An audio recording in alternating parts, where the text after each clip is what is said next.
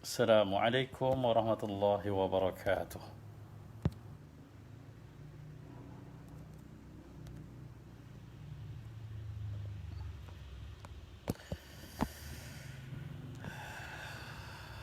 بسم الله. الحمد لله. Mari belajar, mari beramal,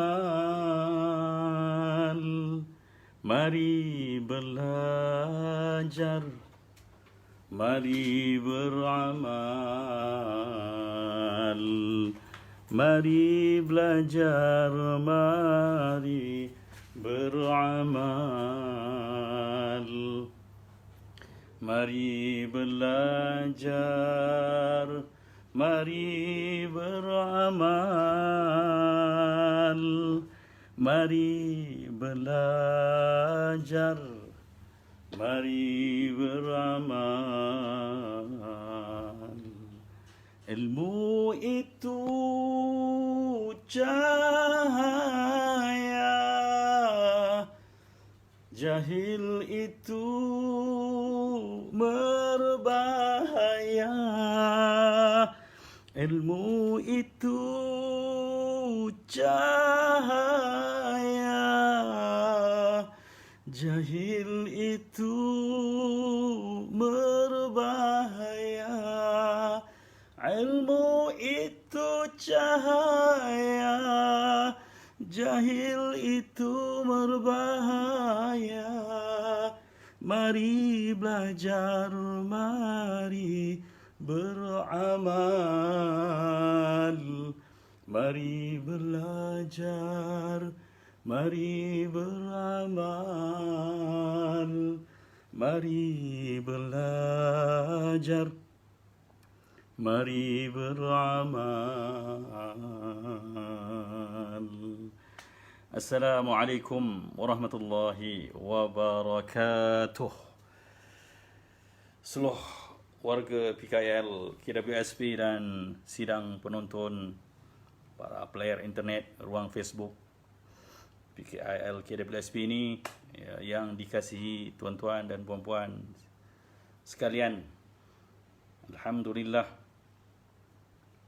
أحييكم بتحية الإسلام. السلام عليكم ورحمة الله وبركاته. الحمد والشكر لله والصلاة والسلام على رسول الله وعلى آله وصحبه ومن تبعه ونصره ووله. رب اشرح لي صدري ويسر لي أمري واحلل عقدة من لساني يفقه قولي. اللهم فقهنا في الدين وعلمنا التأويل واهدنا سواء السبيل. سبحانك لا علم لنا إلا ما علمتنا إنك أنت العليم الحكيم. لا حول ولا قوة إلا بالله العلي العظيم. أما بعد. Sahabat-sahabat yang dikasihi sekalian, alhamdulillah, sekali lagi kita merafak syukur pada Allah Subhanahu wa taala kerana masih diberikan kesempatan untuk bernafas lagi pada hari ini. Ya, siapa yang masih belum baca doa bangun tidur, ya tak salah baca tengah hari pun. Sebab doa tu bermaksud alhamdulillahilladzi ahyana. Segala puji bagi Tuhan yang menghidupkan kami. Ya, kan kita hidup sekarang. Jadi tak salah untuk sebut selalu alhamdulillah walaupun ya atas sebab apa. Alhamdulillahilladzi ahyana. Ya, moga-moga dengan lafaz alhamdulillah, puji dan syukur pada Allah ni akan memujuk hati kita yang merupakan sang raja kepada seluruh anggota ini untuk merealisasikan, membuktikan syukur pada Tuhan yang Maha Kuasa yang mengurniakan hidup pada kita untuk hari ini. Jadi, ya, praktis syukur itu adalah tanda syukur itulah taat setiap tempat, setiap waktu. Syukur itu dapat dilihat pada sikap dan tingkah laku. Marilah bersama kita bersyukur.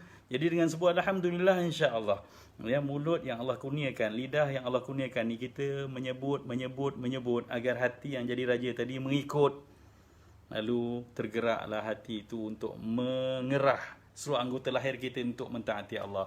Hadir ke majlis ilmu sekali lagi pada hari ini untuk menambah merit dan kualiti amal ibadah dan ketaatan kita pada Allah Subhanahu wa taala. Begitulah kita hidup di dunia, ya, hari demi hari, ya, semuanya berlalu. Hari demi hari berlalu ni merupakan usia yang terus kita lalui, dan kita perlu isi dengan kebaikan, dan kebaikan semuanya dicatat dan direkodkan. Jadi moga-moga Allah sudi menerima sebagai, ya, amal-amal baik kita dengan kehadiran kita ke majlis ilmu pada tengah hari ini, insya-Allah, walaupun secara maya sebegini rupa.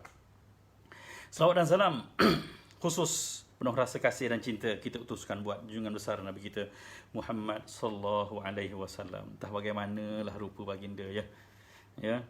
Pernah tak kita bayangkan macam mana indahnya muka baginda Nabi sallallahu alaihi wasallam?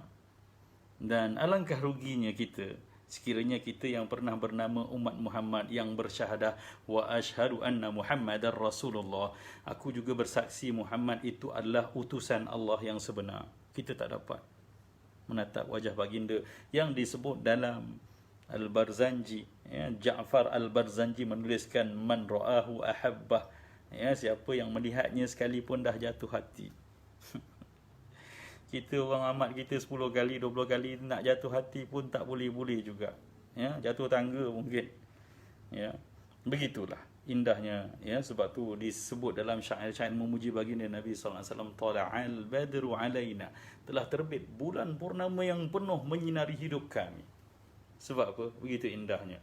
Ya, di sudut peranannya, ya, matlamatnya, dan di realiti wajah baginda Nabi sallallahu alaihi wasallam, asyraqal badru alaina, bersinar terang bulan purnama untuk kami. Subhanallah. Moga-moga terang hati kita untuk sentiasa ingat baginda Nabi sallallahu alaihi wasallam, agar kita selesa jadi umat yang taat, akur, patuh, dengar, ya, dan menyampaikan apa yang datang daripada baginda Nabi sallallahu alaihi wasallam. Alhamdulillah hari ini kita bersama lagi. Kita harapkan line hari ini clear. Tak terputus-putus macam 2 minggu sudah. Ya, saya mohon maaf atas kesilapan teknikal di pihak saya lah. Sebab saya menggunakan wifi rumah, ya, kadang-kadang gangguan banyak. Tapi sebenarnya kita perlu pakai line handphone terus rasanya. Kita try hari ni sebab sebelum ni kuliah-kuliah yang lain saya try pakai line handphone, okey.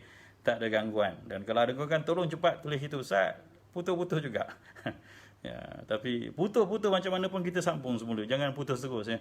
Jangan putus hubungan. Ya, hubungan saya dengan tuan-tuan adalah hubungan, ya, pengajian. Jadi saya mengajar, jadi guru, tuan-tuan anak murid, ya, sampai nanti di hari akhirat kita masih berkenal, bertegur sapa. Ya, kalau ada sikit pahala-pahala yang kurang, ya, sebagai guru ni saya nanti merayu pada tuan-tuan. Ya, bukankah dulu kita sama-sama, ya, mengaji bersama. Jadi tolonglah bantu saya, syafaatilah saya dengan amal-amal yang tuan-tuan lakukan. Ni cakap je banyak, amal tak banyak.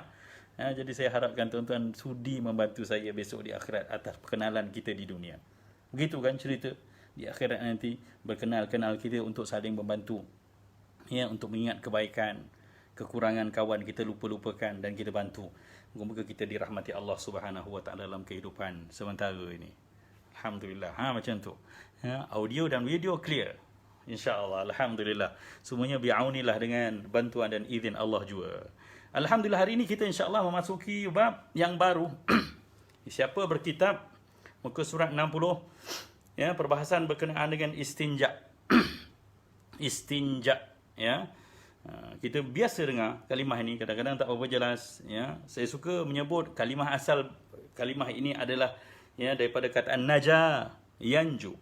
Ya, naja artinya selamat. Najatan wa najatan minan nar, wa najatan minan nar. Kan?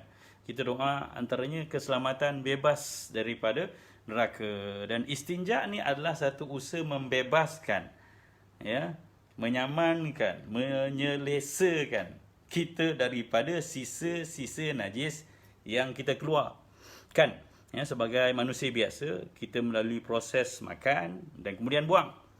Ya, jadi dalam agama kita yang melazimi kebersihan ini, maka setiap kali kita mengeluarkan najis, sama ada daripada pihak depan ataupun belakang, kubul ataupun dubur, kita wajib dituntut dengan tuntutan wajib untuk membebaskan, membersihkan, menyamankan fizikal kita daripada sisa kotoran tersebut.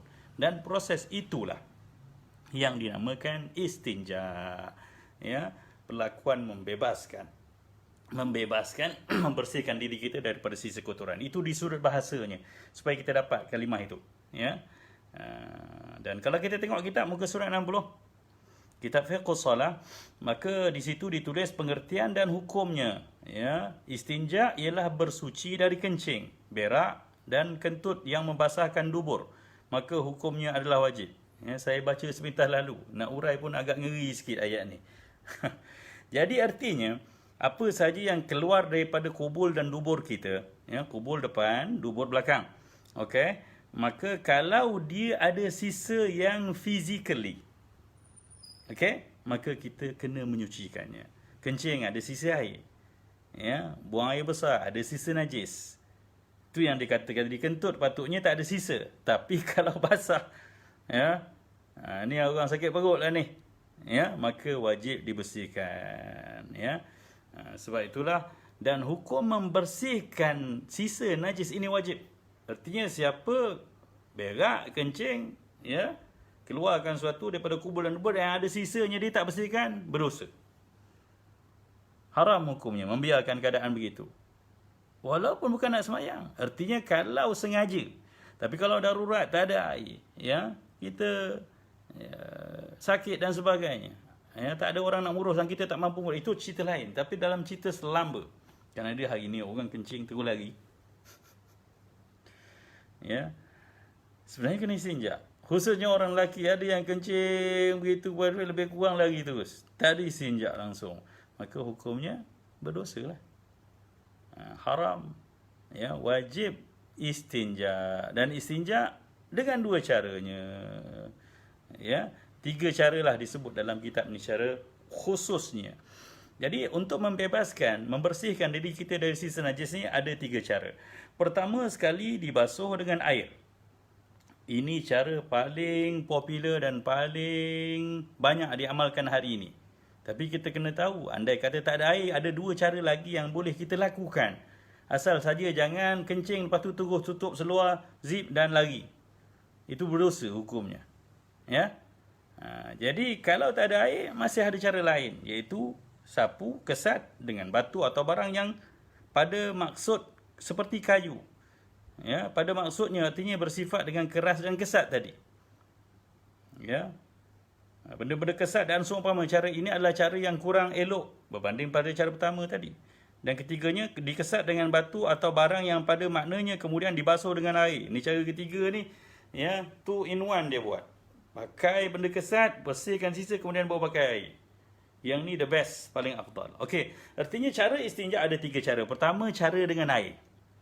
Ini normally kita. Yang kedua, cara hari ni kita tak cerita batu lah. Mana ada orang pakai batu kan?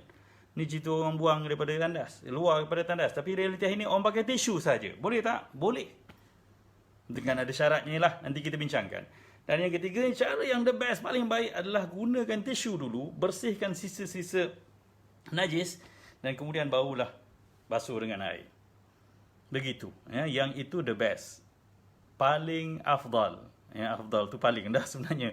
Afdal, ya, yang cara yang afdal atau paling baik, ya, paling dituntut, ya, paling digalakkan adalah dengan gunakan suatu benda yang kesat dahulu, kemudian barulah kita gunakan air. Dan perlu kita tahu, ya, di zaman Nabi SAW berada di Makkah dahulu, air ni satu benda yang agak bukan mutawafir, bukan available kat mana-mana. Jadi air kegunaan lebih eksklusif untuk makan, minum, ya, mandi dan sebagainya. Maka buang air besar dan air kecil ni hanya istinjaknya dengan batu. Ya. Kan Nabi pernah beristinjak dengan nak beristinjak lalu minta batu dan bantuan daripada sahabat. Sahabat mengulurkan, ya, 2 batu dan satu lagi adalah sisa najis yang dah kering. Maka Rasulullah kata, Rasulullah buang yang najis tu. Rasulullah kata ini najis, tak boleh guna. Artinya boleh guna batu sahaja. Dan sebab itulah mencuci dan menyucikan, mencuci dan memastikan cucian tu menjadi suci. Ayat ni bagi orang yang dah ikut kuliah saya 2 sebelum ni dah faham apa beza suci dengan mensucikan dengan menyucikan dengan mencuci, ya. Mencuci basuh, menyucikan ni cerita hukum mengangkat najis sampai jadi suci. Maka yang paling baiknya dengan air. Ya, sebaik-baiknya dengan air. Sebab itu dalam Al-Quran, ketika Nabi sallallahu alaihi wasallam berhijrah, ya, ada satu ayat daripada surah At-Taubah, ya, ayat 108, Allah kata la masjidun ussisa 'ala taqwa. Ya. Ia benar-benar sebuah masjid yang diataskan di atas takwa. Min awwali yaumin ahaqqu an taquma fi. Sejak dari hari pertama. Ya, lebih layak kamu berdiri bersolat di situ. Sebab apa? Fihi rijalun yuhibbu an yatatahharu. Ya, kerana penduduk-penduduknya, orang-orang di sana adalah orang-orang yang suka bersuci.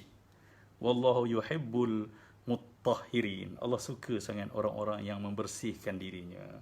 Maka Rasulullah SAW pernah bertanya dengan penduduk Quba ketika turunnya ayat ni, kan Rasulullah berhijrah, Rasulullah singgah di Quba dan Rasulullah bina masjid di situ kan, sebelum sampai ke Madinah. Kalau tak tahu ceritanya, dapatkan buku saya ni, buku saya Muhammad Rasul Terakhir, yang sedang hangat di pasaran. Baca cerita Nabi SAW berhijrah, dan Rasulullah berhenti di situ dan turun ayat Quran bercerita, dan Rasulullah tanya, apa yang dimaksudkan dengan kesucian yang kamu amalkan, wahai penduduk Quba? Maka penduduk Quba ni bercerita bahawa kami ni bila buang air, kami bersuci, kami beristinja dengan air. Jadi Allah suka bagi orang yang bersuci menggunakan air berbanding dengan batu. Tapi jangan kata tak boleh bersuci dengan batu atau dengan benda-benda yang kesat ni, sebab ini hukum asas yang perlu kita tahu. In case kalau tak ada air atau ada kegunaan yang lebih utama untuk air, maka kita boleh beristinja dengan sesuatu yang kering dan kesat. Dalam realiti hari ini kita boleh guna tisu. Jadi sebab apa? Allah puji penduduk Quba kerana mereka dengan realiti bahawa bumi Madinah tu bumi yang senang dapat air. Berbanding Mekah payah nak dapat air.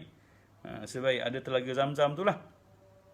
Tapi bila mana ada ruang yang selesa, mereka mengamalkan istinja dengan menggunakan air. Allah puji dalam Al-Quran bahawa Allah beritahu Muhammad, penduduk Quba ni adalah penduduk yang bagus. Allah suka sebab apa? Mereka bersuci daripada najisnya dengan cara istinja dengan air. Jadi kita pun terus amalkan. Jangan dalam ngaji ni pakai tisu pula kat rumah. Gunakanlah terus air.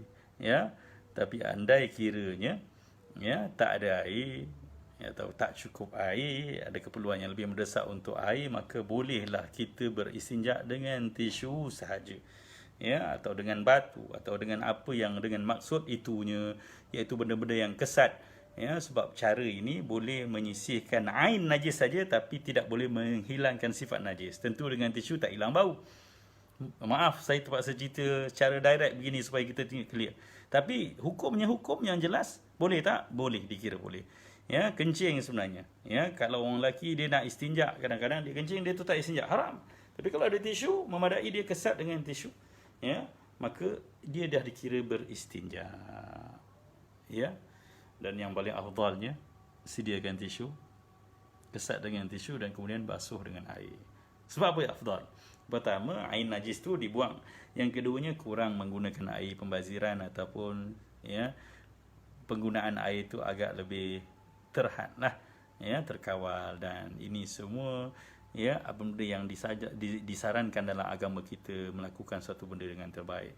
Bila afdal di sudut agama ni tuan-tuan, memang kadang-kadang benda tu agak susah sikit nak sediakan tisu, kemudian nak pakai air lagi. Maka siapa yang berbuat lebih, dia dapat pahala lebih. Kita ni berkira sangat bila mana nak melakukan satu yang terbaik. Sebab apa? Kita masih selesa di dunia. Tapi andai katalah Allah bagi nampak pahala tu betul. Orang yang pakai tisu, pakai air, pahalanya hebat, kan? Nampak dia bawa, dia buah dia penuh dengan pahala, maka kita akan senanglah mengamalkannya. Sebab tu syarat orang beriman. Yang Allah kata hudal lil muttaqin, orang bertakwa tu jadi petunjuk pada Al-Quran. Syarat pertama dia apa dia? Alladzina yu'minuna bil ghaib.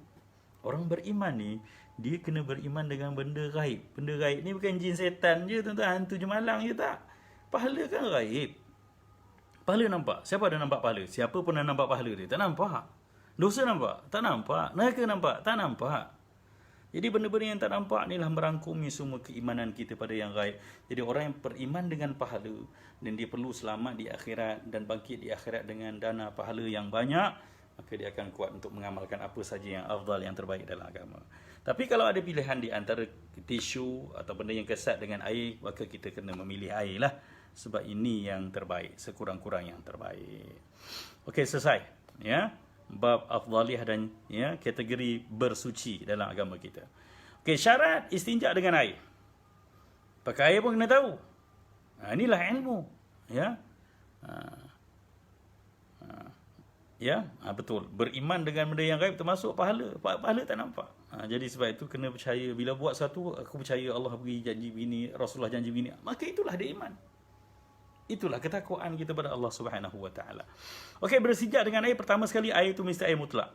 Air mustamal tak boleh. Ya. Musyammas boleh kak? Makruh. Ya, air yang terjemur dengan panas matahari itu dan ada efek pada kulit kita yang ditakut dengan bekarat, jangan guna kecuali kalau dah tak ada air lain. Ya, sebaik-baiknya gunalah air mutlak. Ya, jangan guna air mustamal. Ya, air basuhan dah buat rendam nila baju, tak boleh ya. Mustamal lah tu. Air kelapa. Kelapa takkan buat seberak sah. Itu ceritanya lah. Cerita dah faham. Air mandian bunga. Nembak orang bersih. Ya, mandi isi kita buat mandi bunga tadi.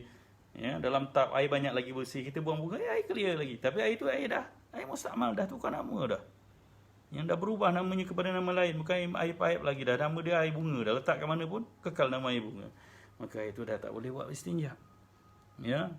Apatah lagi air mutan najis, air yang tak cukup 2 kolah masuk najis walaupun tak berubah bau rasa dan warnanya, ataupun air yang lebih 2 kolah tapi dah berubah bau dan rasa masuk najis, maka itu pun air mutan najis. 2 kategori air mutan najis tu, maka jangan digunakan untuk istinja. Siapa yang gunakan air yang tidak mutlak, ya, maka bukan saja dia tidak mensucikan dirinya, tuhannya malah dia merebakkan lagi najis. Ialah basuh ya najis berak kita dengan air yang telah bercampur najis. Contohnya air dalam baldi yang tak cukup 2 kolah jatuh tek cicak. Air najis walaupun rasa bau tak berubah, tapi sebab air tak cukup 2 kolah, kita basuh artinya kita merebakkan ya najis ke sekitar punggung kita. Kalau meleleh kat kaki, lagi kaki kita kena basuh pula dengan air mutlak. Hati-hati ya, sebab tu pastikan air yang kita gunakan untuk istinja adalah air mutlak. Dan air yang tak cukup kuantiti 2 kolah kalau masuk najis yang tidak berubah bau rasa dan warnanya, kita buat apa? Kita alirkan air pipe ke atas takungan itu, dan bila mana air itu connect dengan air pipe, automatically air itu dah jadi air yang banyak sebab dia bersambung sampai dam kan. Maka air itu terus boleh guna. Itu skill ya, sebab tu kena ngaji. Kalau ngaji, alhamdulillah kita dapat ilmu pengurusan ya amal ibadah kita dengan tepat. Yang kedua, najis yang diistinja itu mestilah hilang bau dan warnanya. Ya. Mestilah hilang sifat-sifatnya. Basuh sampai hilang bau, rasa dan warnanya. Rasa ni maksudnya rasa sisa licin itulah najis tu. Dengar aja, jangan bayangkan, memang agak ngeri lah. Ya, tapi sebagai ustaz saya kena bercerita terus terang. Jadi apa yang ternyata pada dubur kita ni, okey, ni cerita-cerita istinja daripada buang air besar ya. Kita kena teran sedikit, dan apa yang kita teran keluar sedikit itu dikira batasan dubur yang luar ya, kena dibersihkan. Kena dibersihkan ya, taklah menyakitkan. Ini kadar yang perlu kita bersihkan, dan ruang itu ya, apa yang kita teran daripada kawasan dubur yang luar itu, dia perlu dibersihkan sampai hilang licinnya ya, sampai kesat ya, rasa betul-betul dengan kulit ya, dan juga hilang bau dan rasanya. Sebab tu ya, pada perbincangan minggu sudah kita dah bercerita tentang najis mutawassitah ni, kalau tak hilang bau, rasa dan warnanya ya, salah satu daripada bau atau warnanya, maka kena usahakan juga dengan sesuatu alat yang lain. Kita hari ni ada sabun, maka eloklah guna sabun untuk memastikan kesucian tu dibantu dengan alat bantuan bersama dengan air mutlak. Ya. Tetapi kalaulah hilang ya, kadang-kadang najis kita, katalah tak ada sabun, kita dah suci, dah bersihkan ya, tangan kita pun dah tak ada sisa-sisa licin, dan kemudian warna pun dah tak ada, tapi bau tu masih kekal, itu dimaafkan ya. Kalau kita dah cuci ya lebih daripada 3 kali, itu dimaafkan ya. Jadi ini pengurusan ya. Saya bercerita terus terang sebab kadang-kadang ada di kalangan kita yang sampai usia sampai hari ni minta maaf cakap usia dah 40 lebih bang. Ya, tapi hari ni baru dengar cerita istinja. Kan? Betul tak? Ngaku tak? Sebab tu saya mengalah. Mengalah macam mana? Saya akan ngajar bab fiqah, bab basic, bab taharah, bab solat. Saya tak akan berceramah macam yang hebat-hebat. Sebab ni asas.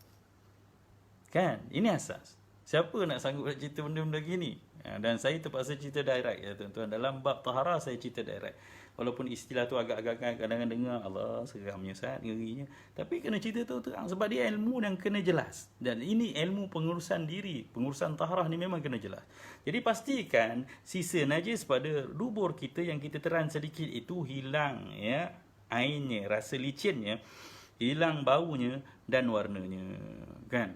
Bila sebut najis mutawassitah, najis selain anjing dan babi, ya, dan selain daripada kencing budak baby umur bawah 2 tahun itu, maka kena diurus sampai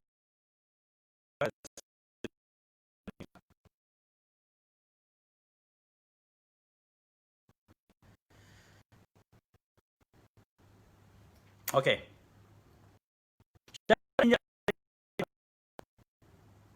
Okey, ada soalan nak tanya. Air mustakmal maksudnya air yang kurang 2 kolah kerana wuduk basahan pertama kan?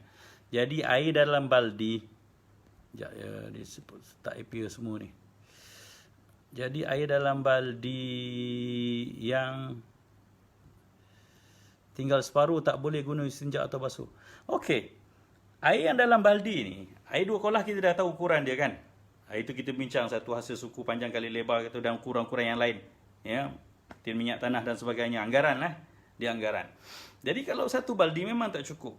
Air tu, kalau kita tak tahu, kita nampak macam tu, maka air tu air mutlak. Tapi kalau dengan ilmu kita, kita tahu ada percikan tadi, basuh muka ketika wudu, maka air tu dah jadi air mustakmal. Jadi kalau jumpa air kat mana-mana, hukumnya air mutlak tuan-tuan ya. Kita tengok air ni dihukum dengan benda yang zahir saja. Nahnu nahkumu bidzawahir. Kita menghukum dengan benda zahir. Tengok dalam baldi tak ada tak tercak, tak ada. Okey? Ada tak najis lain? Tak ada. Ada tak percikan yang belum ambil sayang? Tak boleh menggunakan orang layukan orang ambil sayang dalam cik. Malam cik tu nak dia buat apa yang tak ada je dalam hukum. Hukum dia hukum dengan hukum yang zahir. Nyatanya macam ni. Nampak macam mana? Hukum yang mutlak. Dalam poin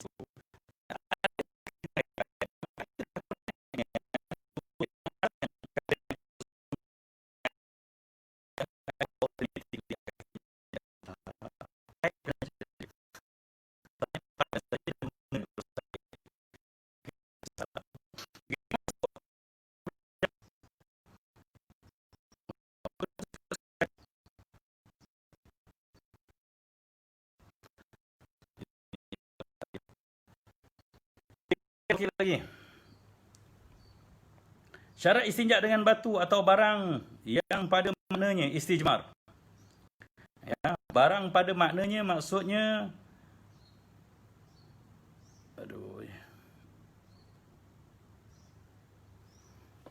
barang pada maknanya ni. Okey, sekarang macam mana? Okey. Ya, saya nampak tadi ada stuck sikit sebab ada message masuk. Tolong respon okey tak?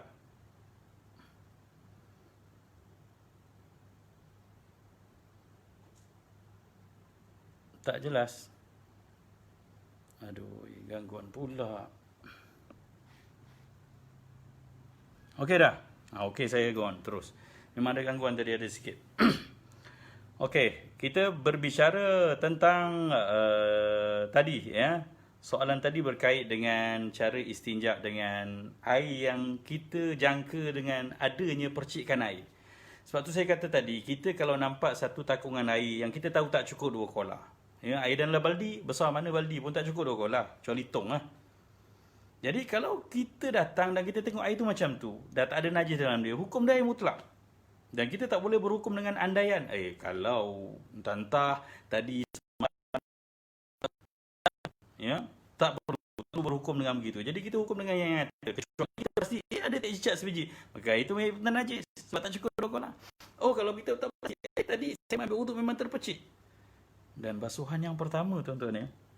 Basuhan pertama tu sebab apa? Basuhan pertama biasanya kalau orang dulu basuhan pertama ni lah yang berdebu kan. Itu cerita asalnya. Ya. Jadi kalau basuhan dah kali kedua ketiga terpercik, tak jadi air mustakmal. Itu pendetilannya ya. Jadi bukan menghukum ni, jangan cepat sangat nak jadikan air tu susah diurus. Sebab agama kita ni agama yang tidak menyusahkan. Ya, jangan kita faham agama makin susah. Ya, kita makin mengajar orang tapi orang makin pening. Makin susah nak beramal.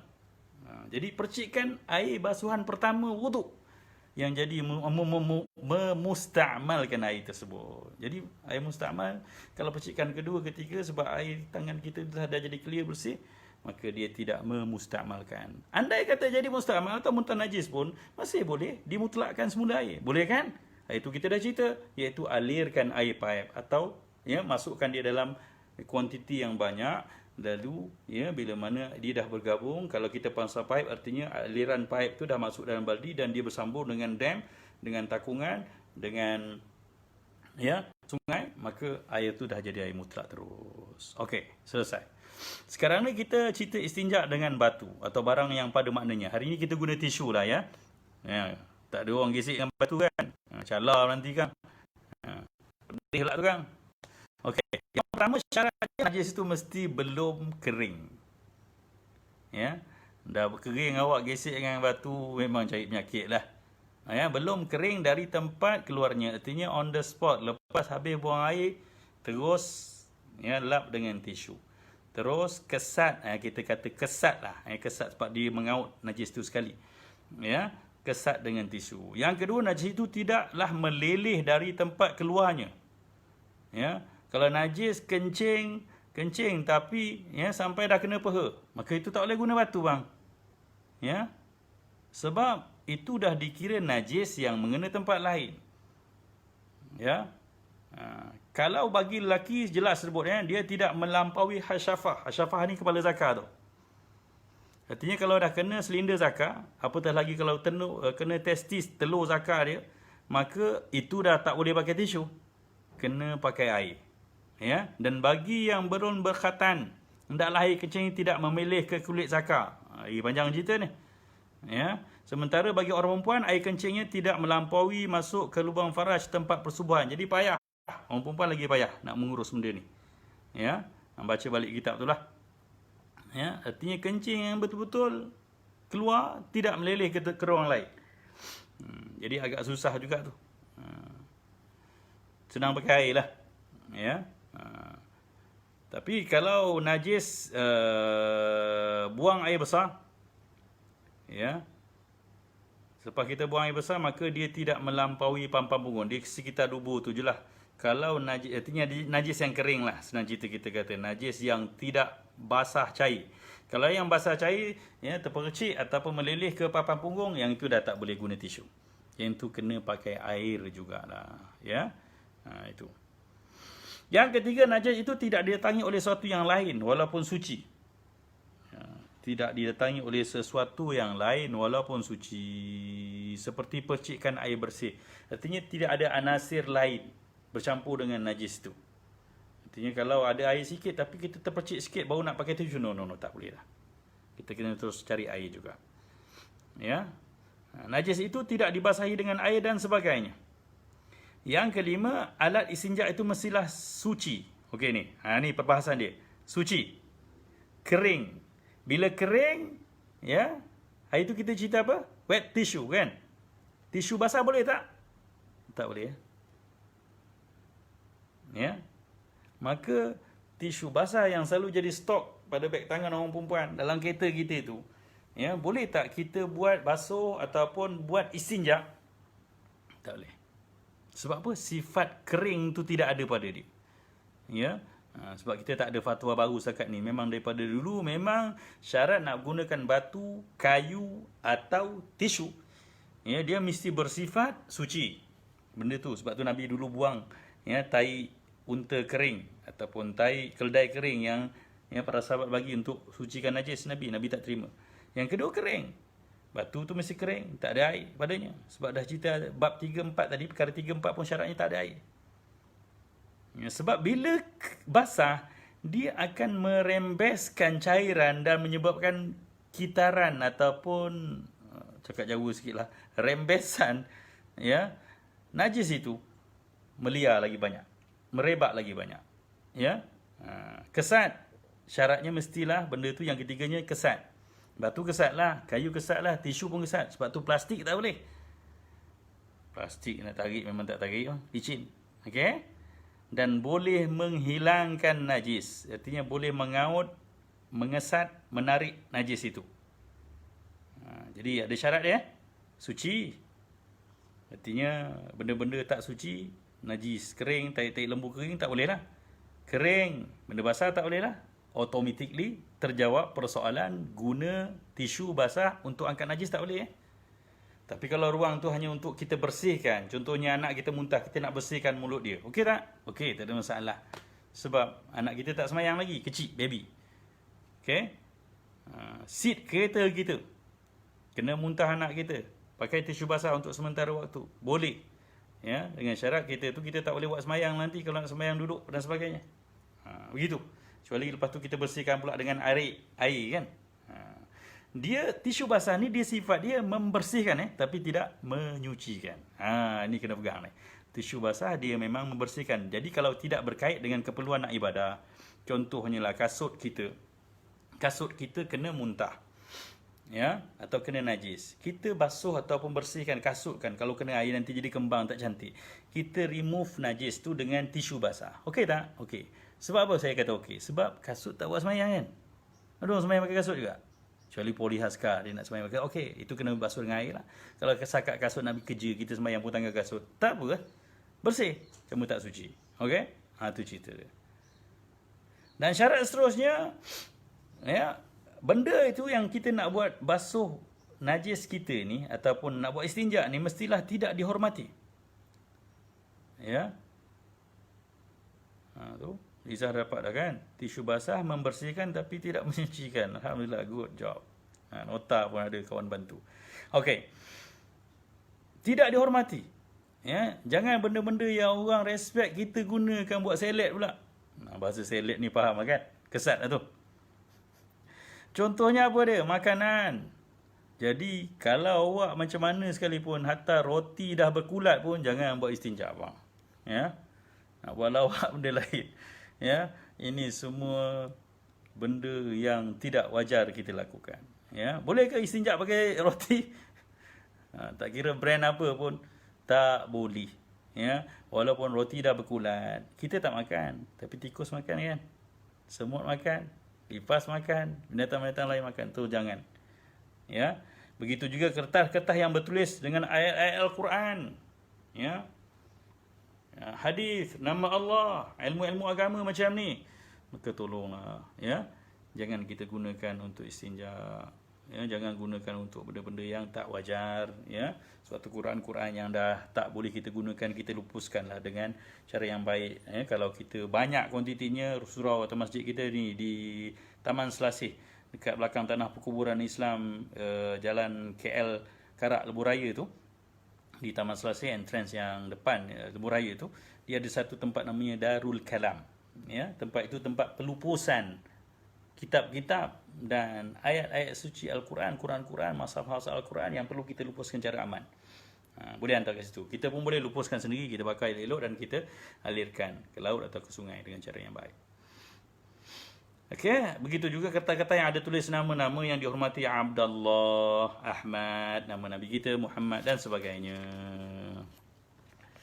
Yang keenam, wajib dengan 3 kali sapuan. Kalau guna tisu, batu, kayu, dia minimum 3. Ya, tak boleh kurang, tak boleh 1 je. Tisu kena 3 lai. Ya. Ataupun 3 angle-nya, 3 kali kesatan lah. Ya, 3 kali seletan pun boleh lah kita sebut. Ya, tapi dengar pelik sikit kan. Artinya tak boleh sekali lap. Kalau batu ada 3 angle, kita boleh 1, 2, 3. Kalau tisu guna bahagian ni sikit, guna ni sikit 3 kali okey.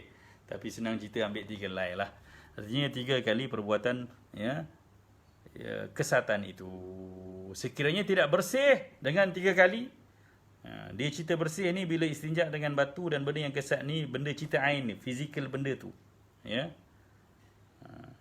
Artinya masih ada sisa najis lagi, maka kena tambah lagi. Ya. Tambah lagi sehinggalah suci, tambah lagi 2 seloknya ganjil. Sekiranya sudah bersih dengan bilangan genap, maka sunat tambah lagi 1 menjadi ganjil. Artinya 3 tisu. Kita tisu je lah, batu mana ada orang bawa. Ya, jangan pula hari ni nanti semua angkut batu letak kat rumah, istinja dengan batu dulu, batu pakai air, tak payah bang. Ya, sumbat tandas tu kan banyak kerja kos pula. Kata saya pula suruh urus istinja dengan batu, tak, ni cerita orang dulu. Sama sekarang kita ada tisu dan kita boleh flush sekali tisu tu kan. Jadi gunakan 3, 5, 7, 9, 11 begitulah. Ya. Jangan sampai 33 kali pula bang. Ngamuk bini kan. Ya. Nak istinja dengan tisu tapi sama dia semak ke tanda tu. Wallahu a'lam. Sekiranya tiada syarat-syarat tadi, ya, maka beristinja itu wajib dengan air. Artinya kalau syarat-syarat yang 6 ni tidak dapat kita patuhi untuk beristinja dengan tisu, kita kena cari air. Artinya kalau najis tu dah melempah, najis tu dah merebak ke ruang lain, ya, ada percikan air, kemudian ya, barang yang kita gunakan tu tak bersifat dengan sifat yang kita sebutkan tadi, kering, kesat, ya, dan boleh menghilangkan najis dan seterusnya, yang kita tak cukup 3 kali batu, ya, maka kena guna air. Selesai. Bab istinja secara hukumnya. Okey. Seterusnya adab qada hajat. Ya. Adab qada hajat. Ini kitab fiqh mana-mana pun membicarakannya. Sebab orang Islam adalah orang yang beradab. Bila ayat Quran menceritakan bahawa Muhammad datang bawa rahmat, dalam Al-Anbiya ayat 107 Allah kata apa? Wa ma arsalnaka illa rahmatan lil alamin. Kami utuskan kau Muhammad sebagai lambang kasih untuk sekalian alam buana ni. Okey? Dan Nabi jelaskan kat mana ruang rahmat tu. Innama bu'ithu liutammima makarimal akhlaq. Sesungguhnya aku ni diutuskan untuk menyempurnakan kemuliaan budi pekerti, akhlak yang mulia. Jadi sebab itu perutusan Nabi syariatnya semua menjurus pada akhlak. Ya, sembahyang untuk tinggal maksiat dan dosa. Sedekah, zakat untuk apa? Membersihkan jiwa. Ya, pergi haji, Allah kata fala rafatha wala fusuqa wala jidala fil hajj. Jangan bergaduh, jangan cakap kotor ketika mengerjakan haji. Itu matlamatnya. Puasa pun Nabi kata masa siapa yang masih tak boleh meninggalkan cakap kotor dan bercakap bohong, Allah tak berhajat lagi untuk dia menahan diri daripada lapar dan dahaga, makan minum ditinggalkan. Sebab apa? Sebab syariat agama kita memang menjurus pada akhlak, budi pekerti. Jadi istinja sekalipun, buai sekalipun, kena berakhlak. Kan? Sebab tak berakhlak lah batu orang lepas kita nak masuk tandas, Allahu akbar. Jadi sebab itu kena tengok. Okey? Kemudian ada satu istilah katanya qada hajat. Apa maksud qada dalam bahasa sebenarnya? Ya, kita pernah dengar qada solat. Qada solat ni maksudnya buat sesuatu di luar waktu asalnya, bukan on time, out of the time. Habis qada hajat ni, berak kencing ni on time kan? Ke dia tangguh? Saya nak qada hajat lah. Ya, bila dia kata nak qada hajat, adakah dia akan berak selepas sejam? Adakah dia akan kencing ya esok? Tak, qada hajat on the spot. Tapi qada solat artinya tangguhkan. So apa maksud sebenarnya kalimah qada? Cuba tuan-tuan sedikit persoalan lah. Saya suka membahaskan benda begini supaya tuan-tuan dapat sedikit ya feel dalam memahami istilah-istilah agama. Okey, qada dalam bahasa Arab artinya menunaikan. Ya, menunaikan. Ya, qadaan artinya menunaikan. Cuma dalam istilah solat kita menunaikan, sebab qada dengan ada, ya, dalam bahasa Arab maknanya sama. Adaan artinya menunaikan, qadaan juga artinya menunaikan. Cuma dalam istilah syariat solat, ya, istilah bahasa dalam fiqh solat, dia akan menceritakan qada artinya menunaikan solat, tapi bukan pada waktu asalnya. Sebab itulah qada hajat. Kan? Artinya apa? Menunaikan hajat. Tidak berkait dengan waktu selepasnya. Begitulah. Jadi qada solat pun maksudnya tunaikan solat, cuma bukan pada waktu asalnya. Tapi kalau qada hajat memang on time lah, kan? Okey, terusnya kita tengok muka surat 62. Kencing dan berak ada mempunyai adab dan caranya. Ada cara haram. Ya, ada orang berak berdosa. Kencing berdosa. Dan ada yang makruh. Makruh artinya mengundang benci Allah dan Rasulnya.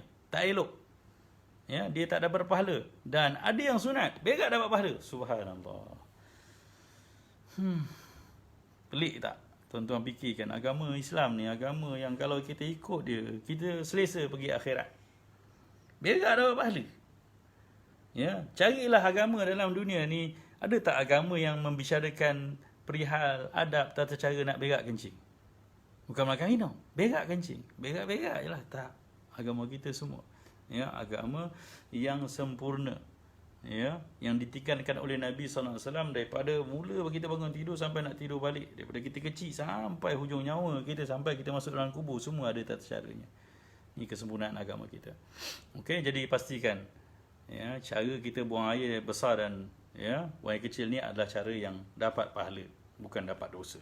Cara yang haram, pertama menghadap dan membelakangkan kiblat jika di tengah padang. Tapi tidak mengapa jika dalam tandas atau tempat berdinding. Ya, dikira dinding ialah sekurang-kurangnya tingginya 2/3 hasta. 1 hasta, 2, ya, sekurang-kurangnya. Dan jarak dan dinding ni anda tidak melebihi daripada kadar 3 hasta. Ini 3 hasta. Ya. Artinya tandas tu, kalau dalam ruang lapang, ya, tuan-tuan berak dalam hutan, ya, atau kawasan lapang, padang pasir, kat atas gurun atau gunung, maka pastikan arah kiblat tu jangan dihadap atau dibelakangkan. Tapi kalau dalam tandas, ia tidak menjadi penghalang, kecuali tandas tu terlalu luas, ya, dan ruang mangkuk tandas tu memang, ya, jarak di antara dinding dengan mangkuk tandas tu sampai 3 hasta lebih. Maka kita itu pun kena ambil kira juga arah ataupun membelakangkan kiblat. Tapi dalam keadaan biasa, tak ada masalah. Cuma nasihat saya, kalau kita ni orang yang jaga agama, sensitif dengan agama, ketika mana buat rumah atau beli rumah atau renovate rumah, tengok mangkuk tandas kita tu janganlah kita hadapkan ke arah kiblat ataupun, ya, membelakangi kiblat. Itu cerita sensitiviti agama, kan? Sebab dengan benda itu kadang-kadang turun keberkatan dan rahmat Allah untuk kita. Ya, sebab ruang ni ruang kita menghadap Allah, ruang Kaabah. Ya, hala tuju kita. Tolong, ya. Ini nasihatlah, nasihat tambahan saya. Siapa nak renovate rumah, bila kontraktor kata ni buat kat sini cantik, boleh tak tandas saya ni menghadap ke begini, bukan macam ni. Sebab ni arah kiblat. Kata Allahu Akbar. Ni satu didikan untuk masyarakat kita menghormati. Walaupun tidaklah menjadi haram kalau dalam ruang yang bertutup. Okey, selesai. Kedua, di dalam tempat ibadat seperti masjid, surau dan sebagainya. Ini tak tahu nak cakap macam mana lah. Ya, kita buang air besar, ya, di surau, bukan di tandas surau, dalam surau, dalam masjid. Ini tak kita bicarakan lah. Ya, berdosa tu berdosa besar lah. Buat penghinaan. Ketiga, tempat-tempat perhentian manusia dan jalan raya. Bus stop. Ni lawak-lawak orang kampung lah, kan. Dia ingat kelakar. Subhanallah. Ya, ini benda yang terlaknat, benda yang menjauhkan kita daripada rahmat Allah. Ya, tempat bus stop orang kampung nak tunggu bas, kita pergi berak kat situ. Ya. Kita kata istilah orang kampung dulu buat periuk api dan sebagainya. Dia tak kelakar. Kelakar pun bahayalah, mal'un. Kena laknat Allah Subhanahu Wa Taala. Yang ketiga, di dalam tempat kepunyaan orang lain kecuali dengan izin tuannya. Tak tahulah kalau kau izin, ya. Kita ada kebun, kebun orang. Kita nak berak pergi kebun seberang. Tak boleh, haram hukumnya.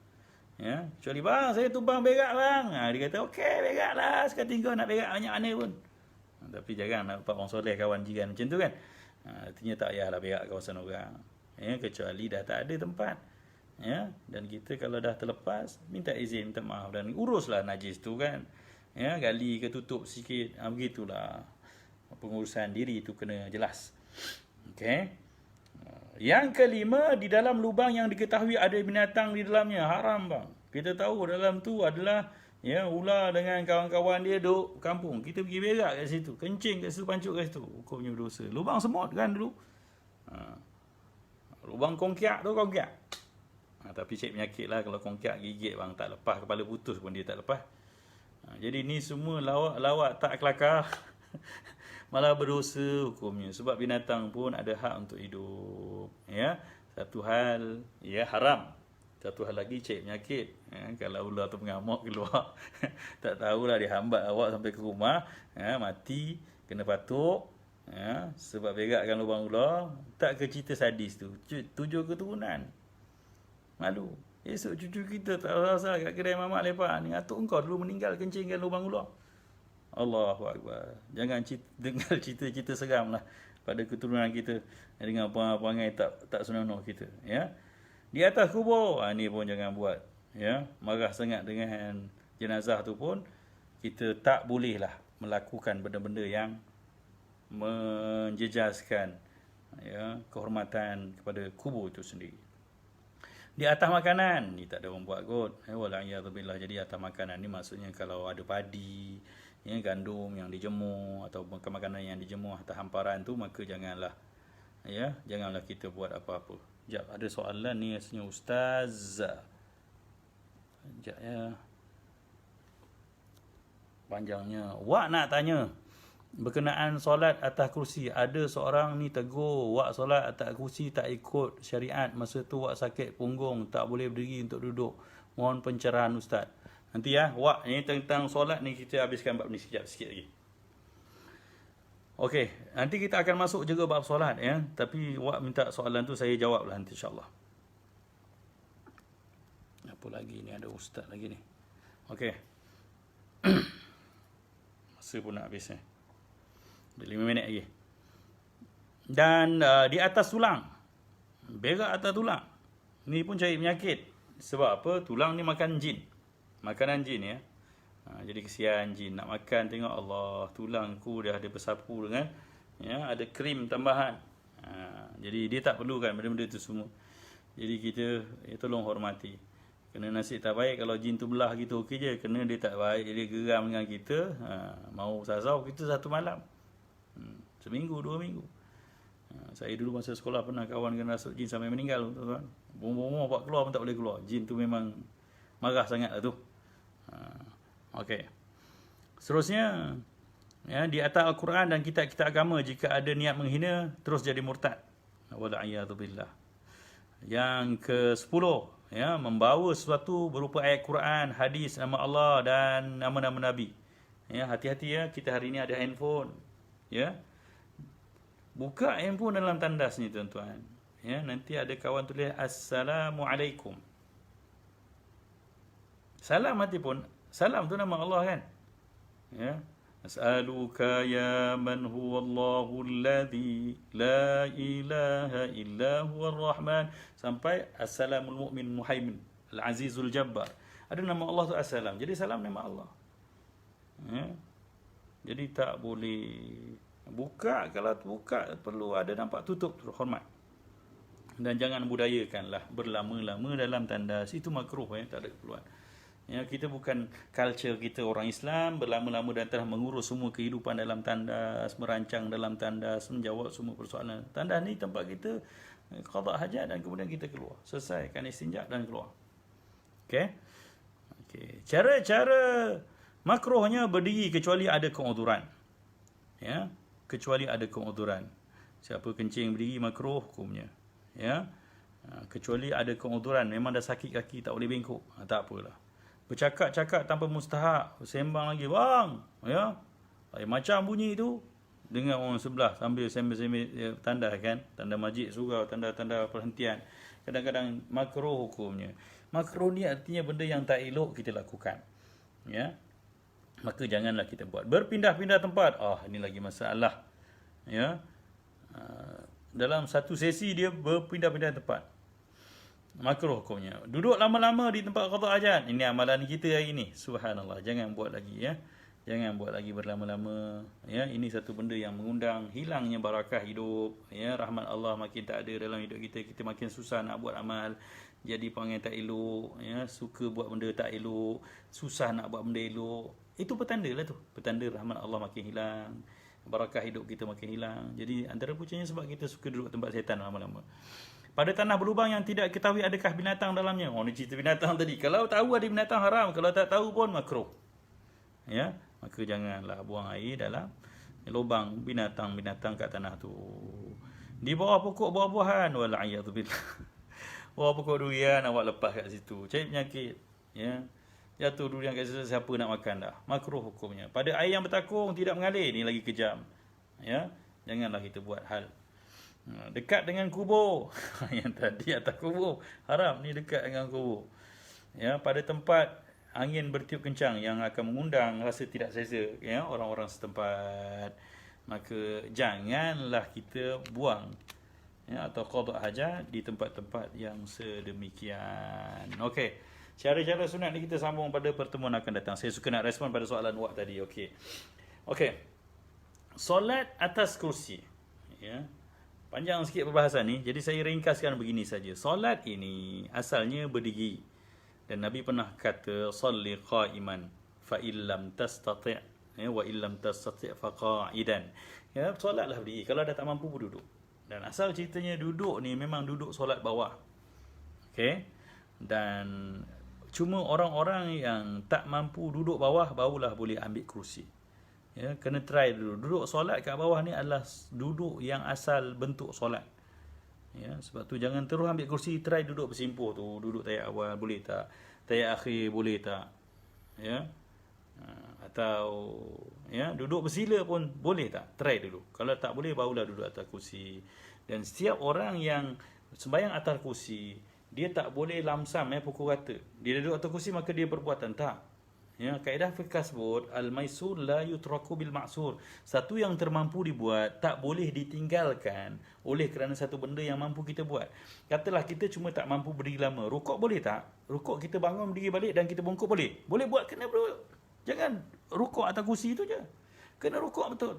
Turun bawah boleh tak sujud? Boleh. Saya cuma tak boleh remah. Awak kena turun sujud bawah. Tak boleh tu. Habis nak duduk balik, duduk atas kursi balik. Sujud turun bawah balik. Saya ni sakit kaki sebab tu kena identify kita sakit apa. Dan tak boleh rangkum semua sakit. Duduk atas kursi dah tak payah buat apa-apa. No. Hati-hati yang tu. Ya, yang inilah perlu penjelasan. InsyaAllah sampai bab qiyam nanti, bab solat. Tuan-tuan ikuti. Ini perbahasan lebih detail. Saya akan tunjukkan videonya dan harap-harap masa tu dah tak PKPB. Kan? Kita dah boleh berkuliah secara nyata, alam nyata. Berharapan saya akan tunjukkan praktikalnya. Dan kalau tak juga sampai waktunya, maka saya akan juga tunjukkan nanti dalam bentuk visual ya, yang jelas ya, di ruang yang lebih selesa. Jadi pertama sekali tolong usahakan duduk Wak ya, duduk bawah. Kalau betul Wak memang tak boleh bengkok kaki, tak apa, duduk atas, tak boleh judge orang lain. Sebab kaedah fiqh menyebut kalau sakit tahap mana yang kita boleh berpindah untuk duduk atau buat perbuatan isyarat. Bila mana apa yang kita lakukan itu membebankan. Ya, katalah berdiri boleh tapi sakit sangat. Sakit macam mana tahapnya? Sampai tak boleh khusyuk solat. Maka ketika itu boleh berpindah pada duduk. Begitulah. Ini semua saya bagi isyarat-isyarat awal, tanda-tanda awal, panduan-panduan awal saja. Cara detailnya memang bab ya, moga-moga ada ruang lagi untuk kita bertemu pada minggu hadapan. Mak saya masih maaf atas gangguan talian tadi. Memang kadang-kadang ada call masuk lah, ada mesej masuk, dia ganggu sikit. Ya, moga-moga ada kebaikan untuk kita semua dan kita berazam kalau apa caranya pun kita akan tetap menamatkan kitab ini. Ya, sebab kita dah pegang kitab ini, kita akan jadikan. Dan apa-apa persoalan pun kalau boleh ajukan je awal sebelum tu ya. Siapa yang ada persoalan fiqh, ada baiknya terus berhubung dengan Urus dan dia hantarkan soalan awal sebelum ruang bersiaran ni ada. Supaya apa? Supaya saya boleh bersiap dengan jawapan dan saya boleh jawabkan. Tidak, saya nak baca kat skrin kadang kecil sangat. Okey, itu saja. Saya minta urusia kumpulkan soalan-soalan, ya, yang siapa ada persoalan yang perlu dijawab, ya, diperjelaskan bagi pada awal, jadi sehari sebelum ataupun sebelum menjelang kuliah, ya, pihak urusia dah boleh SMS saya boleh sediakan jawapan. Kalau boleh dengan nama sekali lagi cantik untuk saya respon. Wallahu a'lam. Terima kasih atas tumpuan semua. Moga-moga Allah rahmati kita atas usaha kita memahami agama. Man yuridillahu bi khairan yufaqihu fid din. Tanda baik dalam hidup kita, Allah sudi mengajak kita untuk memahami agama. Wa bihi wallahu a'lam. Bismillahirrahmanirrahim. Alhamdulillahirabbil alamin wassalatu wassalamu ala asyrafil mursalin sayyidina Muhammadin wa ala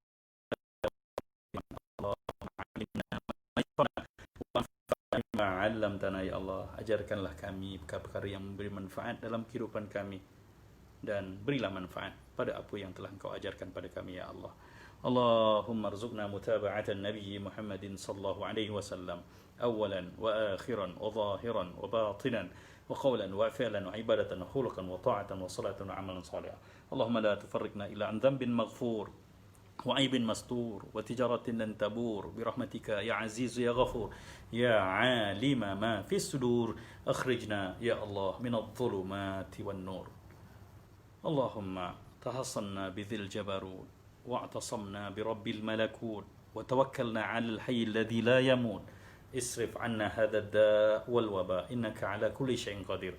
اللهم إنا نعوذ بك من البرص والجنون والجذام ومن سيء الأسقام. ربنا آتنا في الدنيا حسنة وفي الآخرة حسنة وقنا عذاب النار. صلى الله عليه وسلم محمد وعلى آله وصحبه وسلم. Alhamdulillah rabbil alamin. Ya Allah, bantulah kami untuk jadi hamba-Mu dan umat Nabi-Mu yang baik dalam semua sudut dalam kehidupan ini. Amin ya rabbal alamin. Terima kasih semua. Share sama video ini untuk kita kongsikan kebaikan dan ilmu kepada rakan-rakan yang lain. Sekian dulu. Assalamualaikum warahmatullahi wabarakatuh.